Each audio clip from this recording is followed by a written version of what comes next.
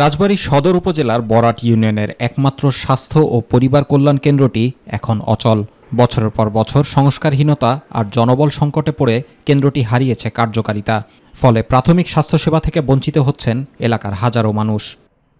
এই হসপিটালটা এখানে নির্মাণ করা হয়েছিল এই এলাকার দুস্থ মানুষের সেবার জন্য। স্থানীয়দের অভিযোগ, প্রতিদিন শতাধিক মানুষ চিকিৎসা সেবার আশায় এই কেন্দ্রে আসলেও বেশিরভাগ সময় খালি হাতে ফিরতে হয়। নিয়মিত চিকিৎসক না থাকায় বন্ধ হয়ে গেছে প্রায় সব কার্যক্রম।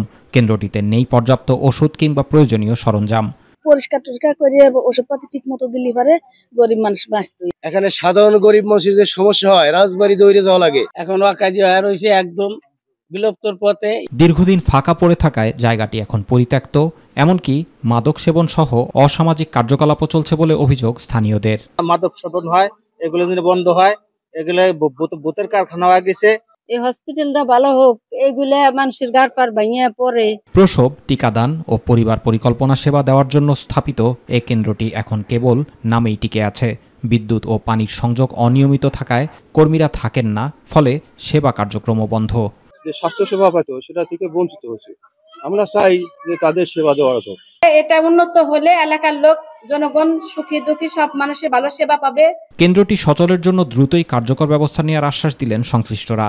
ঠিক আছে, আমি ফ্যামিলি প্ল্যানিং অফিসারের সাথে কথা বলবো, কার্যক্রম কেমন চলতেছে বা কোনো সমস্যা আছে কিনা। যদি কোনো সমস্যা থাকে চেষ্টা করবো আমরা এটা সমাধান করার জন্য। এনজিওর মতো ছিল বিদেশি, ওদের প্রজেক্ট শেষ হয়ে যাওয়ার পর আর ওটা এখন রান করতেছে না। এখন এটা নতুন করে করতে হলে আবার বিদেশি ফান্ড বা ওরকম কোনো প্ল্যান লাগবে আর কি। দ্রুত প্রশাসনিক উদ্যোগই পারে এই কেন্দ্রটিকে আবার সচল করে তুলতে, এমনটাই আশা স্থানীয়দের। জুবাইর রহমান, মাই টিভি নিউজ।